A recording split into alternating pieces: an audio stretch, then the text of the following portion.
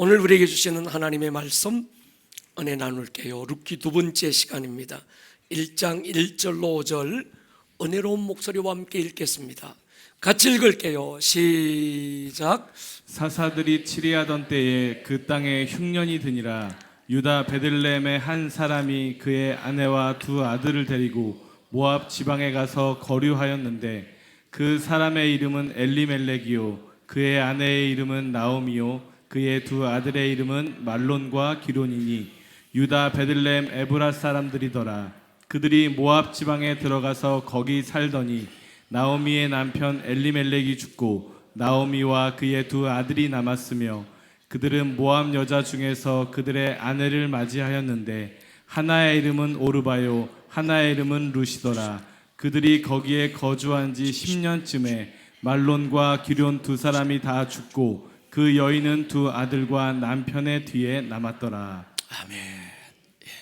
숨을 한번 크게 우리 한번 쉬어보십시다. 영적인 호흡이 필요합니다. 한 주간 살면서 들었던 말들, 보고 또 속상했던 모든 염려들 이 시간 다 내어버리고 여러분 안에 하늘의 생기가 불어오기를 축복합니다. 지난주 룻기는 닫힌 하늘문에 대한 이야기였습니다. 여러분, 하늘에도 문이 있습니다. 야곱은 베델의 언덕에서 하늘의 문을 보고 소리쳤어요. 두렵도다 이곳이요 이것은 다름 아닌 하나님의 집이요 이는 하늘의 문이로다. 스데반 집사 순교의 자리에서 열린 하늘의 문을 보고 보좌에서 일어서시는 주님을 향해 소리쳤습니다. 사도행전 7장 보십시오. 스데반이 성령 충만하여 하늘을 우러러 주목하여 하나님의 영광과 예수께서 하나님 우편에 서신 것을 보고 말하되 하늘이 열리는 거예요. 여러분, 문을 만드는 목적이 뭘까요? 닫아두기 위함일까요? 열기 위함일까요? 그렇습니다. 열기 위해서 문이 필요합니다. 닫아두기 위함이라면 담이 필요하지 문이 필요하지 않습니다. 하늘의 문이 왜 존재할까요? 열기 위함인 줄로 믿습니다. 그래서 우리는 지난주에 하늘의 문이 닫혔던 한 가정, 한 시대의 사건을 보면서 하늘이 닫혔을 때 우리는 어떻게 해야 될까? 한 가지를 얘기했습니다. 버텨보자. 하늘의 문은 반드시 다시 열릴 것이다. 열려라 참깨 이거 말고 오늘 이 예배가 하늘의 문이 열리는 예배가 되기를 축복합니다. 룻기는 또 인생의 길에 대한 이야기입니다. 하늘이 닫히면서 인생의 길을 잃어버린 한 가정의 이야기지만 성경은 모든 인생은 길을 잃은 미아라고 전제하고 있습니다. 예수님이 예루살렘에서 여리고로 내려가다가 강도 만난 한 사람의 이야기를 말씀하시지만 사실은 모든 인생은 강도 만난 자라는 걸 전제하고 있었습니다. 룻기를 대하면서 우리는 자신에게 질문해야 합니다. 나는 길을 잃은 것은 아닌가? 나는 지금 잘 가고 있는가? 길을 찾는다는 건 방향과 장소의 문제가 아닙니다. 누구를 찾아가는 거예요. 인생은 공간을 찾는 여행이 아니라 누구를 찾아가는 여행이죠. 우리 인생의 길의 끝에서 그분을 만나야 합니다. 아멘입니까? 예수님이 길입니다. 말씀이 길입니다. 다른 길이 없습니다. 만약 내가 걷는 이 길의 끝에서 그분을 만날 수 없다면 우리는 영원한 미아로 살 수밖에 없습니다. 3절에 보십시오. 엘리멜렉이 죽고 나오미와 그의 두 아들이 남았더라. 5절에 보면 말론 기럨 두 사람이 죽고 그 여인은 두 아들과 남편 뒤에 남았더라. 오늘 본문은 남았다는 거예요. 그 여인들의 남편은 이방 땅에서 외국인 노동자로 살다가 어떤 어려움을 당했는지 모르겠지만 젊은 나이에 셋 다 죽고 세 여인만 남았습니다. 남편이 가족을 살려보겠다고 몸부림하다가 죽어갈 때 그 고통을 성경은 침묵합니다. 자식이 잃은 어미의 통곡, 남편 잃은 두 며느리의 절규마저 침묵하고 있습니다. 유족들의 찢어지는 가슴과 막막했던 상황에 대한 구체적인 설명도 없습니다. 다만 룻기 저자는 남았더라라고 하는 남았다, 떠난 자 말고 남겨진 자를 주목하고 있어요. 남겨진, 어쩌면 버려진 이 여인들을 통해서 역사를 이어가시는 하나님의 은혜가 룻기의 주제입니다. 여러분, 성경은 남겨진 자의 이야기입니다. 하나님의 역사는 남겨진 자들의 역사죠. 이사야 6장 보십시오. 그 중에 10분의 1이 아직 남았을지라도, 이것도 황폐하게 될 것이지만 밤나무 상수리나무가 배임을 당해도 그루터기는 남아있는 것 같이 거룩한 씨가 이 땅의 그루터기다. 이사야 28장 5절 우리 같이 읽겠습니다. 시작. 그날에 만군의 여호와께서 자기 백성의 남은 자에게 영화로운 면류관이 되시며 아름다운 화관이 되실 것이라. 그날에, 어떤 한 날에 여호와께서 자기 백성의 남은 자, 렘넌트들, 그들에게 영화로운 면류관이 되고 아름다운 화관이 되실 것이다. 하나님의 약속. 남은 자, 그루터기, 거룩한 씨. 제가 옥수수를 별로 안 좋아합니다. 별로 안 좋아하는 게 아니라 아주 안 좋아합니다. 이 옥수수만 보면 아픈 추억이 생각나요. 제 어린 시절 겨울 방학 때, 초등학교 아마 저학년 때였을 거예요. 외갓집에 놀러 갔다가 광에 매달아 놓은 옥수수를 보았어요. 저보다 나이 한 살 어린 외삼촌을 꼬셔서 낙동 강가로 가서 불을 피우고 다 구워 먹고 들어왔는데 집안이 발칵 뒤집혔어요. 어린 손주는 차마 혼내지 못하고 애꿎은 외삼촌만 죽도록 두들겨 맞고 쫓겨났습니다. 그때 외삼촌이 눈에 눈물이 글썽글썽 하시면서 제게 던졌던 말씀이 잊혀지지 않아요. 이놈아, 아무리 네가 어리고 철이 없어도 그렇지 종자씨를 어떻게 먹냐. 그때 저는 배웠어요. 씨는 먹으면 안 되는 거구나. 사실 그때 먹을 게 없었어요. 그 추운 겨울에 뭐 가게가 있어요, 뭐가 있어요? 아무것도 없는데 유일하게 먹을 게 매달린 옥수수밖에 없었습니다. 지혜로운 농부는 아무리 어려운 형년이 닥쳐도 심어야 될 종자씨를 남길 줄 압니다. 힘든 보릿고개를 넘어가면서도 절대로 그들은 종자를 남겨두었어요. 영국을 떠났던 청교도들이 신앙의 자유를 찾아서 아메리카에 왔을 때 추위와 굶주림으로 자기 자식들이 죽어갈 때도 마지막으로 남겨둔 것이 씨앗이었습니다. 여러분, 하나님이 우리에게 주신 양식인데 먹어야 될 양식도 있지만 그 가운데는 심어야 될 씨앗도 있어요. 고린도서 9장 10절 보십시오. 같이 한번 읽을게요. 시작. 심는 자에게 씨와 먹을 양식을 주시는 이가 너희 심을 것을 주사 풍성하게 하시고 너희 의의 열매를 더하게 하시리니. 하나님은 먹을 양식 안에 먹지 말고 남겨두고 심어야 될 씨앗도 함께 주셨다는 거예요. 여러분, 하나님이 주신 것이라고 다 먹어서는 안 됩니다. 10분의 9는 먹을 양식으로 주셨지만 남겨진 그 하나는 심으라고 주신 거예요. 여러분, 주일응금은 생명의 속전으로 심어야 될 씨앗입니다. 내가 거두는 건 내가 심은 거예요. 심지 않은 걸 거둘 수 없고 심은 것만큼의 이상을 기대할 수 없습니다. 심은 것이 있어서 거둘 것도 있습니다. 봄을 잃어버린 농부의 가을은 처참할 수밖에 없습니다. 여러분, 하나님이 여러분에게 주신 재능 심어야 될 것도 있어요. 아멘 하십시다.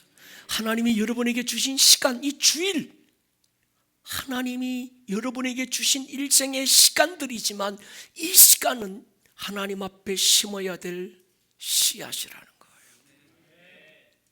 심지 않고 거둘 수는 없는 거지요. 여러분뿐만 아니라 하나님이 남겨두신 거룩한 씨앗들이 있습니다. 아브라함은 하나님이 남겨두신 거룩한 씨앗이었어요. 다윗은 하나님이 내일의 역사를 위하여 남겨둔 거룩한 종자씨였습니다. 많은 민족들 중에서 이스라엘은 하나님이 그 아들 예수 그리스도를 이 땅에 보내기 위하여 하나님이 남겨놓은 제사장 민족, 거룩한 씨앗이었습니다. 하나님은요, 잘나고 힘있고 똑똑한 것만 남기는 게 아닙니다. 때로는 힘없고 가진 것 없는 가련하고 초라한 사람도 남기더라고요. 성경에 하나님께서 여인의 이름으로 기록된 성경 두 권이 있습니다. 에스더와 룻기입니다. 에스더는 페르시아에서 포로로 끌려갔던 이스라엘 백성들을 위하여 하나님이 남겨두셨던 민족의 씨앗 같은 여인이었어요.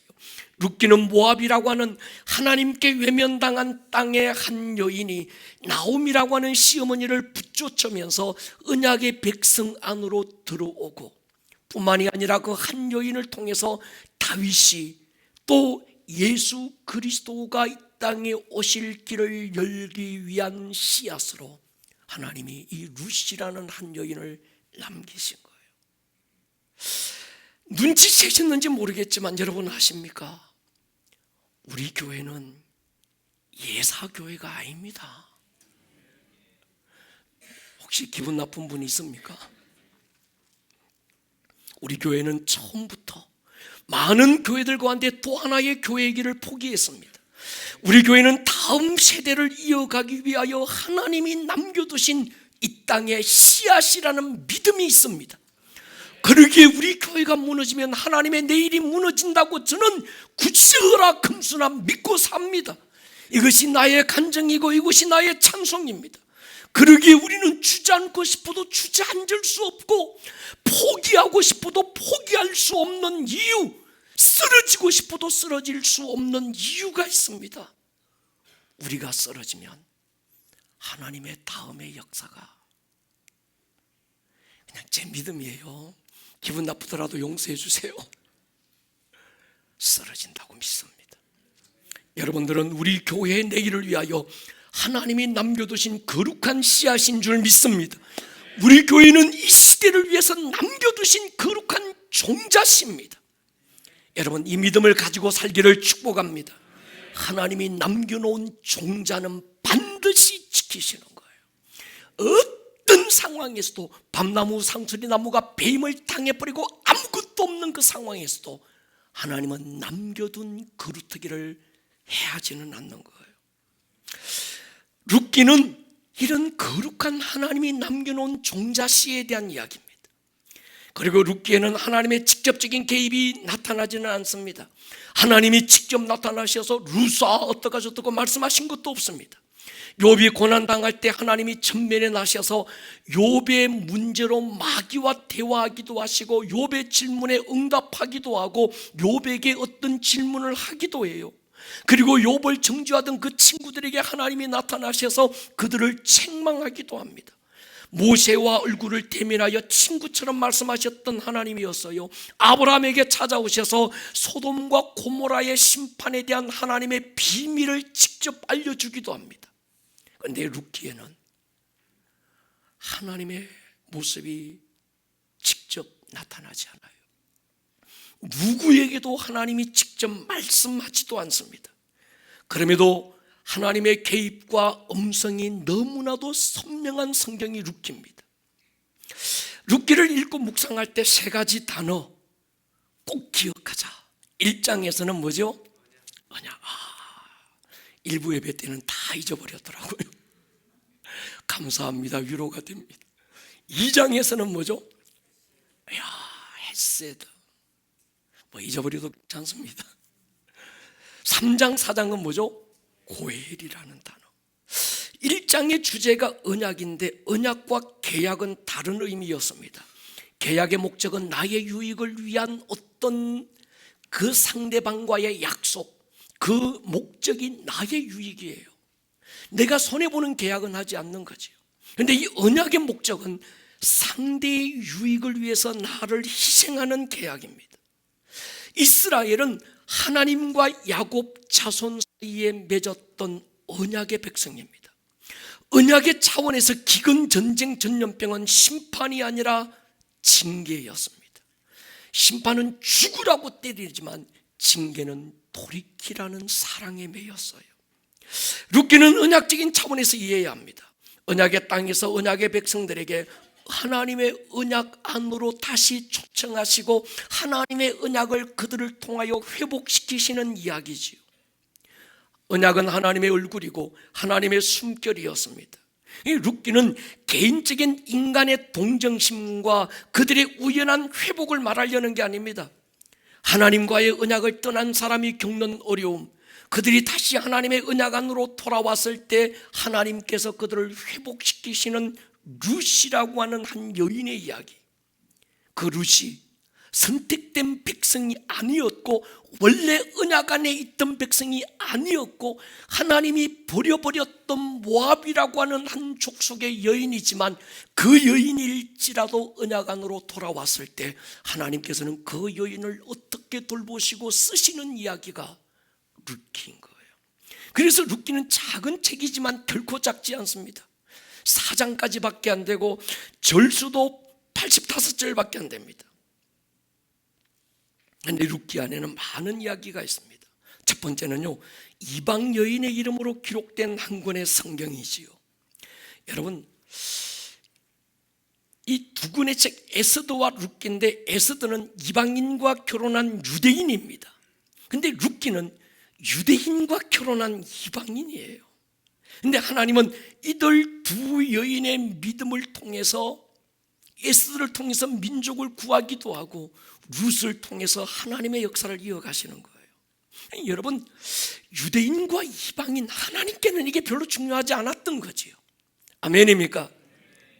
사실 유대인들은 이 이방인을 인간 이하 취급했습니다. 특히나 유대 문화에서 여인들에게는 이름이 큰 의미가 없었습니다. 숫자에도 포함되지 않았어요. 그래서 예수님 당시에 벳세다 들판에서 여자와 아이를 제외한 그 숫자만 기록하는 거예요.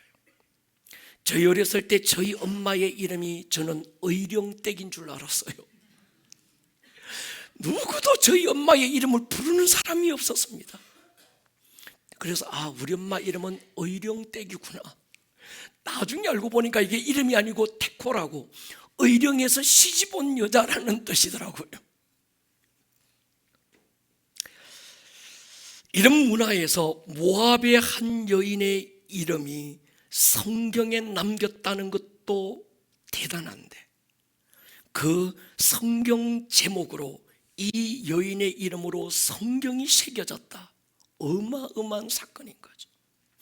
또 다윗 왕의 족보에 이 여인의 이름이 올려집니다.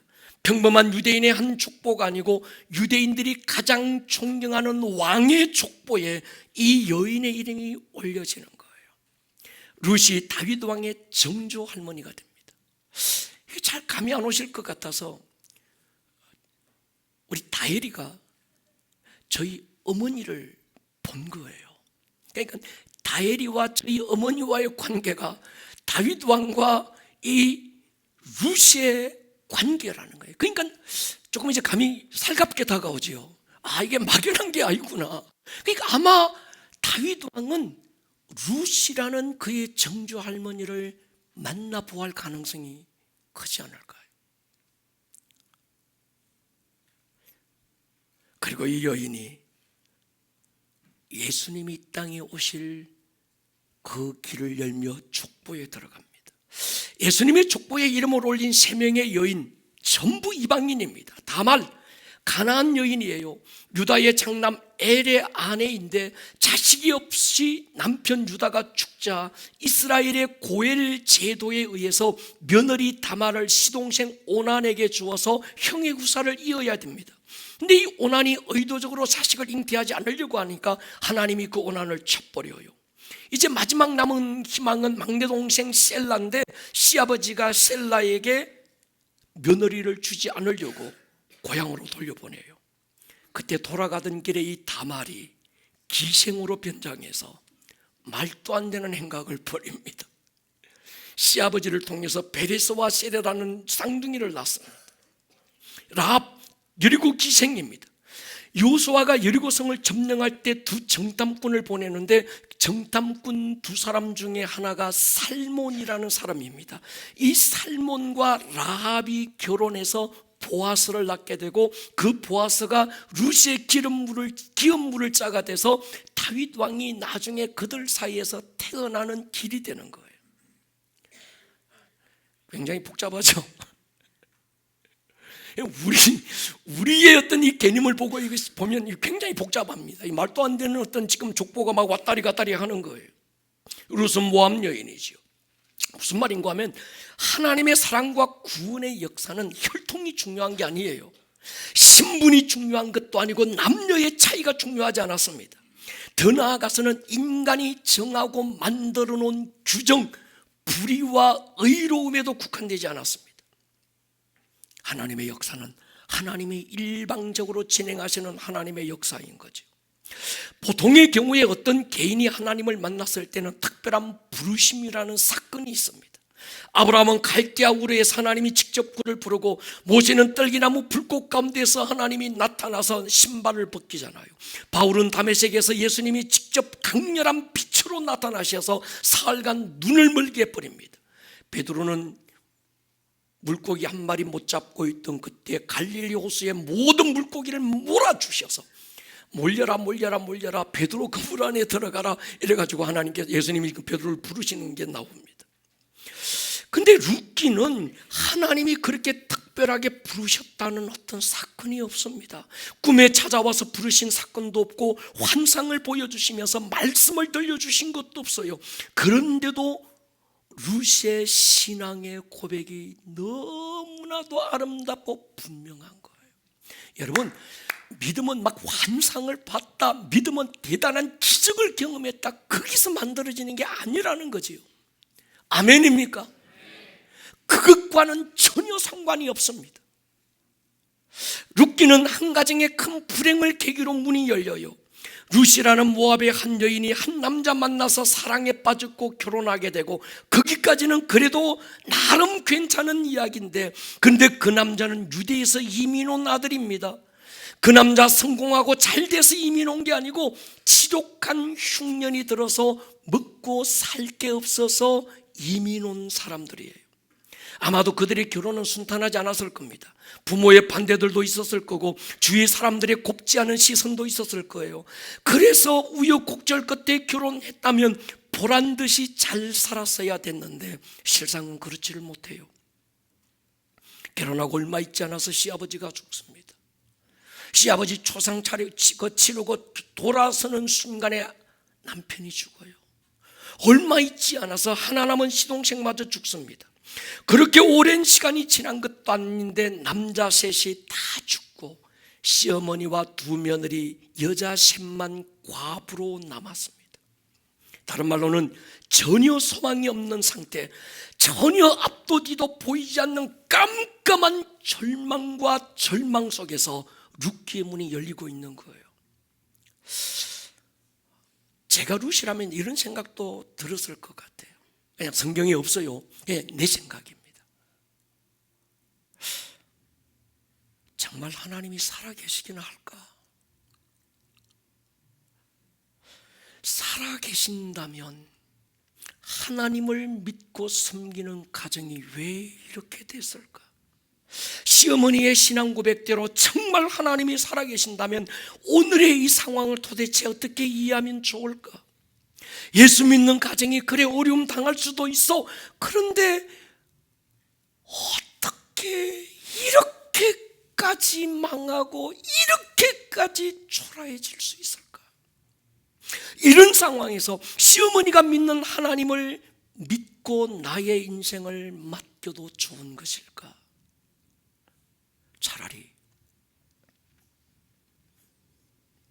내 고향 모압으로 돌아가서 모압의 신을 섬기는 것이 지혜로운 것은 아닐까? 이 생각 했을 것 같아요? 안 했을 것 같아요? 여러분이라면 어땠을 것 같아요? 자, 룸 말고 여러분이라면 이런 마음이 들었을까요? 안 들었을까요?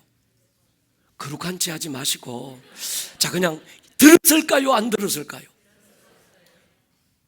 나만 들었습니까? 들었을 것 같아요. 그런데 룻은요, 그러지 않습니다. 룻은 첫 번째로 이렇게 고백해요. 어머니의 하나님이 나의 하나님이 되고, 어머니의 백성이 나의 백성이 되고, 어머니가 머무는 곳에 나도 머물고, 어머니가 가시는 곳에 나도 가고, 어머니가 묻히는 그곳에 나도 묻힐 것이라. 룻의 첫 번째 고백은 하나님이었던 거예요. 그냥 하나님이 아닙니다. 망한 자의 하나님, 절망밖에 남지 않는 자의 하나님, 인생의 밑바닥을 쳐도 더 이상은 밑바닥이 없을 정도로 인생의 밑바닥에 주저앉은 그 어머니의 하나님이 나의 하나님이 되겠다는 거예요. 여러분, 신앙은 이런 거 아닐까요? 여러분, 그들이 모압으로 이민해서 거주한 지 10여 년 세월이 흘렀습니다. 아마도 10여 년 세월, 당장은 기근을 피했고, 그래 내가 참 다행이다 싶을지 모르겠습니다. 먹을 것 해게 되고 입에 풀칠하고 있으니 잘 선택했다 생각했을지 모르겠습니다. 그런데 그 결정이 얼마나 어리석었는지 깨닫기까지 오랜 시간이 필요하지 않았어요. 잠시 흉년 피해서 살려고 떠났던 땅에서 남편을 잃었고 두 아들마저 잃었습니다.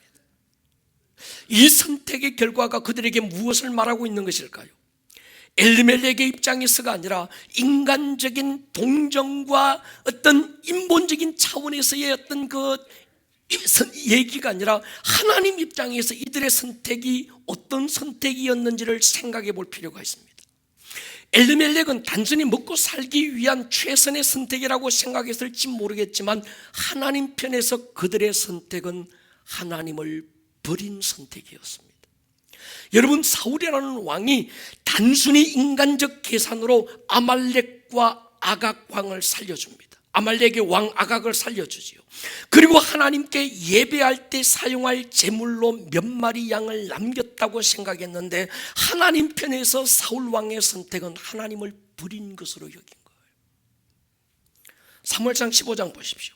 사무엘이 사울에게 이르되 나는 왕과 함께 돌아가지 아니하리니 이는 왕이 여호와의 말씀을 버렸으므로 여호와께서 왕을 버렸다는 거예요. 여러분, 신앙생활을 하실 때 중요한 것은 나의 선택에 대한 하나님의 입장이에요.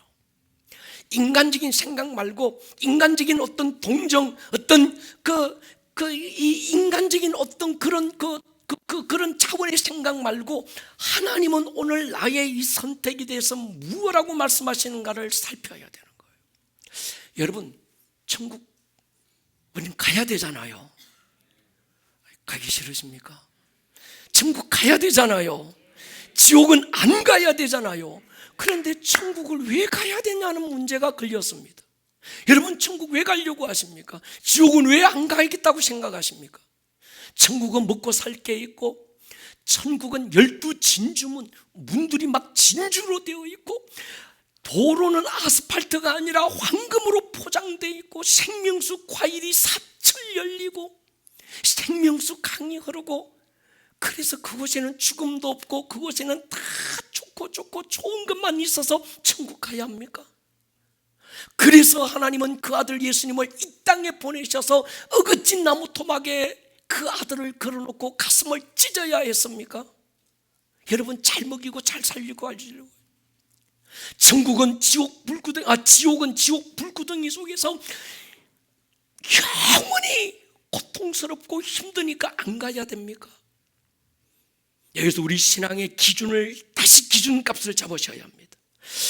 우리가 굳이 천국을 가야 되는 이유, 하나님이 그 아들을 이 땅에 보내서 사람들 앞에 짓밟히고 침뱉음 당하고 하나님이 사람들 앞에 정말 온갖 수치와 부끄러움을 당하고서야 우리를 천국으로 데려가시려고 하는 이유, 우리는 분명한 기준값이 있어야 합니다. 여러분, 먹고 사는 게 아닙니다. 그곳에 그분이 계셔서, 그래서 우리는 천국 가야 합니다. 주님이 없는, 그분이 없는 천국은 무슨 의미가 있겠어요?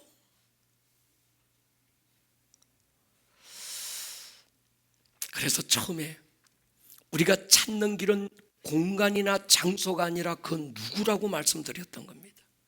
어디라도 하나님의 임재가 없는 그곳이 지옥입니다. 천국이 천국인 이유는 그곳에 그분이 계시기 때문인 거지요. 여러분, 영적 생활은 단추의 순서처럼 중요합니다. 첫 단추를 잘 꿰야 다음 단추는 저절로 잘 꿰져요. 근데 첫 단추를 어긋나게 꿰면 다음 단추는 저절로 어긋납니다. 남편과 두 아들 뒤에 남겨진 한많은 여인 나오미에게 한 소식이 들려요. 잘못 꿰어진 단추의 순서가 지금 바로 잡히는 티핑 포인트의 순간입니다. 그리고 언약의 땅 첫사랑의 자리로 돌아가기로 결정하는 거예요. 1장 1절과 1장 6절은 의미적으로 연결이 됩니다. 1절 보면 사사들이 치리하던 때 그 땅에 흉년이 드니라. 유다 베들레헴의 한 사람이 그의 아내와 두 아들을 데리고 모압 지방에 가서 그리했다. 모압 지방으로 갔다는 거예요. 여기서 언약의 백성 가운데 한 남자가 가족 데리고 언약을 버리고 모압으로 갔다. 여기가 포인트입니다. 6절은요, 그 여인이 모압 지방에서 여호와께서 자기 백성을 돌보시사 그들에게 양식을 주셨다함을 듣고 두 며느리와 함께 일어나 모압 지방에서 돌아오는 거예요. 1절과 6절 사이에 많은 사연, 복잡한 상황이 있었지만 성경은 그 모든 것을 침묵하고 떠났다는 것과 다시 돌아왔다는 것에 집중하는 거예요. 언약의 땅을 떠날 때는 힘있고 강력한 남자들이 그들의 어떤 그 떠남의 주체가 됐는데, 돌아올 때는 연약하고 힘없는 가련한 여인들이 주체가 됩니다. 이때부터 하나님의 역사, 룻기의 역사는 남자들은 온데간데 없고 룻기에서는 사라지고 이름조차 없어지고 이제 마지막까지 돌아오고 있는 이 여인들에게 하나님의 마음이 지금 흐르고 있는 거예요. 여러분, 하루니 나오미가 아주 중요한 결정을 합니다. 언약의 땅 베들레헴으로 돌아가기로 마음을 다잡아요. 사실 제가 룻을 따라서 이 길을 걸어본 적이 있습니다. 그 길이 그렇게 먼 길이 아니어서요. 사해가 있는 요르단 국경을 따라 요단 계곡 하나만 건너면 베들레헴이 보여요. 걸어서 3일이면 좋게 갈 수 있는 길입니다. 그렇게 멀지 않는 이 길이 이들에게 이렇게 멀고 험난한 길이 될 줄은 몰랐습니다. 탕자가 아버지 곁을 떠났다는데, 탕자가 아버지 곁을 떠났던 그 길, 제가 가보니까 그렇게 먼 길이 아니었습니다. 근데 이 아들이 다시 아버지께 돌아오는 그 길은 멀고 험한 길이었어요. 많은 것들을 잃고서야 돌아오는 거예요. 여러분, 누군가에게는 하나님께 돌아오는 길이 멀고 험한 길일 수 있습니다. 돌아와야 될 내 남편이 왜 돌아오지 않지?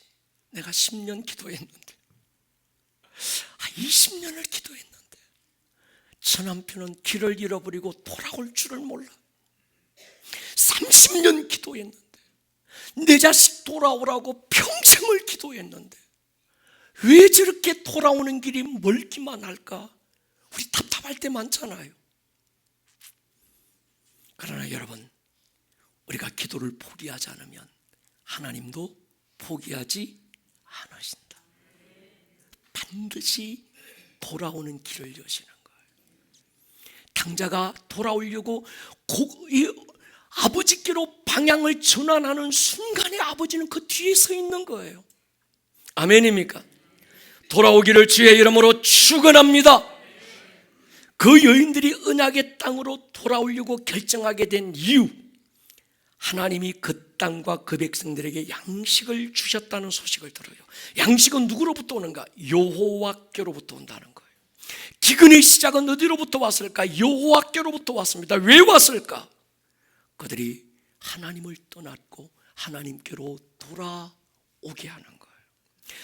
여기서 양식을 공급하셨다, 공급하다는 히브리어로 바카드라는 단어인데, 이건 다른 의미로는 방문했다 그런 뜻입니다. 양식을 주셨다는 것이 중요한 게 아니라 하나님께서 그 땅에 다시 방문하신 거예요. 하나님이 그 백성들을 다시 노크하시고 방문하고 찾아주신 게 중요합니다. 닫혔던 하늘의 문이 삐그덕 열렸다는 소식을 들은 거예요. 창세기 18장에서 소망 없던 아브라함의 집에 하나님이 두 천사를 대동하고 방문하잖아요. 그랬더니 소망 없는 아브라함의 일생에 소망이 생겨납니다. 형의 분노를 피해 하란으로 도망가던 야곱, 베레의 언덕에서 하나님이 야곱의 인생을 방문하시잖아요. 오늘 그 방문을 받으시기를 축복합니다. 하나님은 우리를 바카드 하시는 분, 찾아오시는 분, 그분이 방문하시면 모든 상황은 달라질 수 있습니다. 지금은요, 제가 기도하는데 그런 마음이 들어서요. 아들아, 지금은 내가 방문할 때야. 여러분의 인생에 하나님이 방문할 때가 지금인 줄로 믿으십니까? 여러분, 예배는 하나님이 방문하는 시간. 우리가 예배에 목숨 거는 이유가 여기입니다.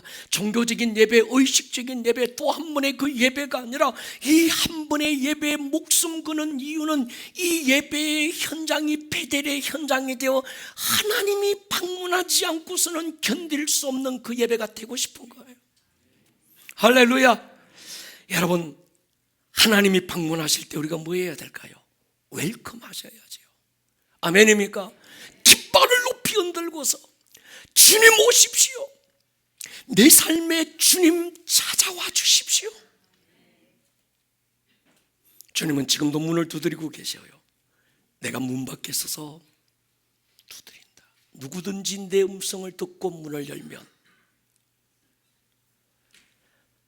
여러분, 사람들이 그래요. 목사님, 말씀대로 살면요 망해요. 말씀대로 살면 요즘 세상에요, 구닥다리 성경이 요즘 세상에 안 맞아요. 여러분, 착각하지 마세요. 순종하고 말씀대로 살면 망하지 않습니다. 동의하십니까? 하나님께 전부를 걸고 맡기면 삶의 패배자가 될 것처럼 오해하지 마세요. 안 맡겨서 패배하는 거예요. 말씀대로 살아보지 않아서 망하는 겁니다. 아멘입니까? 맡기면 그때부터 살 것입니다. 내려놓으면 죽는 게 아니라 움켜쥐고 있어서 죽어요. 하나님이 찾아오시면 치유가 일어나고 그 인생 다시 역전의 은혜가 있을 줄로 믿습니다. 여러분, 바울이요, 죄수의 신분으로 로마로 압송되는 장면이 사도행전에 기록돼요. 유라굴로라는 사상 초유의 거대한 광풍을 만나서 배는 부서지고 모든 가지고 있던 소유 다 배에 버리고 살 소망까지 잃어버렸던 그 절망의 현장에서 하나님의 방문을 받았던 한 사람이 있습니다. 우리가 같이 읽으면 좋겠어요. 사도행전 27장 보십시오. 20절로 25절 길지만 우리 같이 한번 믿음으로 같이 고백하면 좋겠습니다. 시작.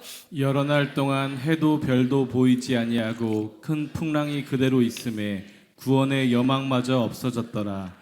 여러 사람이 오래 먹지 못하였음에 바울이 가운데 서서 말하되 여러분이여 내 말을 듣고 글에 대해서 떠나지 아니하여 이 타격과 손상을 면하였더라면 좋을 뻔하였느니라.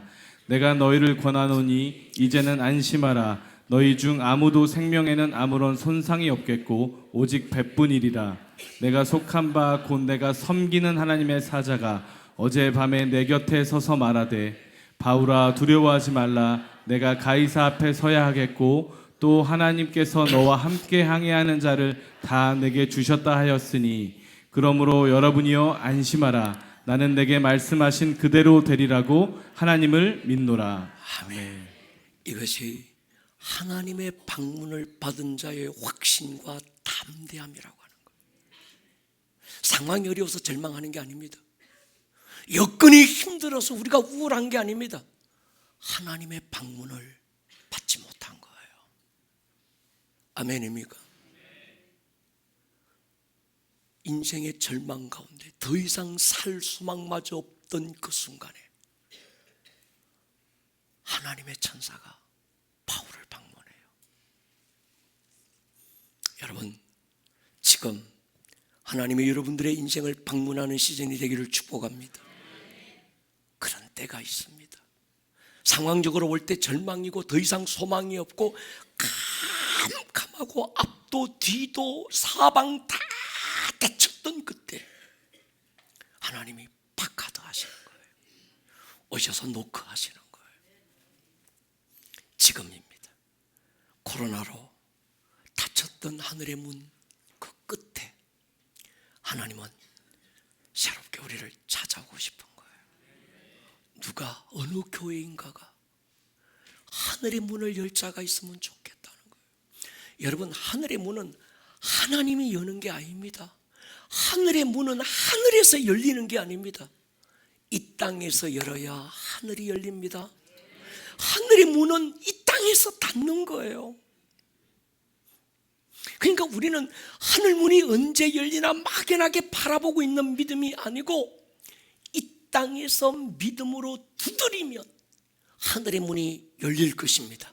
너는 내게 부르짖으라 내가 네게 응답하겠고 네가 알지 못하는 크고 엄밀한 일을 보여줄 거라는 거예요. 구하라 찾아라. 마지막에 뭡니까? 한번 두드려 봐라. 두드리는 자에게 열린다는 거예요. 아무에게나 열리는 게 아닙니다. 두드리는 자 그들에게 하나님은 문을 열어주시는 거예요. 아멘입니까? 여러분, 시간이 많이 지났습니다. 히스기야 왕의 인생에 하늘의 문이 완전히 닫혔다는 선포를 이사야 선지자를 통해서 선고받아요. 그는 닫힌 하늘의 문을 바라보고 절망하고 있지 않습니다. 면벽좌선하고 세상의 끝 다 뒤로 하고 하나님 그분 한 분을 향하여 눈물로 두드립니다. 선고했던 이사야 선지자가 최왕궁을 빠져나가기도 전에 하나님의 음성이 다시 들려왔습니다. 내가 너의 눈물을 보았고 너의 기도를 들었노라. 아멘입니까? 해시계를 거꾸로 돌려서라도 하나님께서 하늘의 문이 열린 것을 보여주잖아요. 여러분, 지금은 하늘의 문이 열릴 때입니다. 아멘입니까? 두드려야 될 때입니다. 한번 믿음으로 두들겨 보십시오. 계시록 3장 8절 이 말씀을 레마로 드리고 마치려고 합니다. 같이 읽겠습니다. 시작.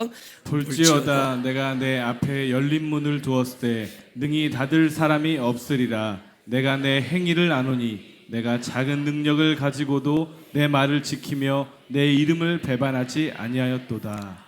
아멘. 내가 네 앞에 열린 문을 두었다. 아들아, 내가 네 앞에 열린 문을 두었어. 달아, 내가 네 앞에 열린 문을 두었다. 결코 닫을 자가 없을 것이다. 머리를 숙여 보십시다. 지금은요, 어느 누군가가 닫혔던 하늘의 문을 열 사람이 필요합니다. 어느 교회인가가 닫힌 하늘의 문을 활짝 열어 젖힐 교회가 필요합니다. 남겨진 자, 거룩한 씨, 그루터기들, 그들을 이 땅에 남겨두신 이유가 있습니다. 비록 지금은 하늘의 문이 닫혔지만 그 하늘의 문을 그들을 통하여 열고 싶은 거예요. 이 시간 우리 한번 기도하실 때 하나님, 하늘의 문을 나를 통하여 열어주십시오. 주님, 내 가정에 하늘의 문을 나를 통하여 열어주십시오.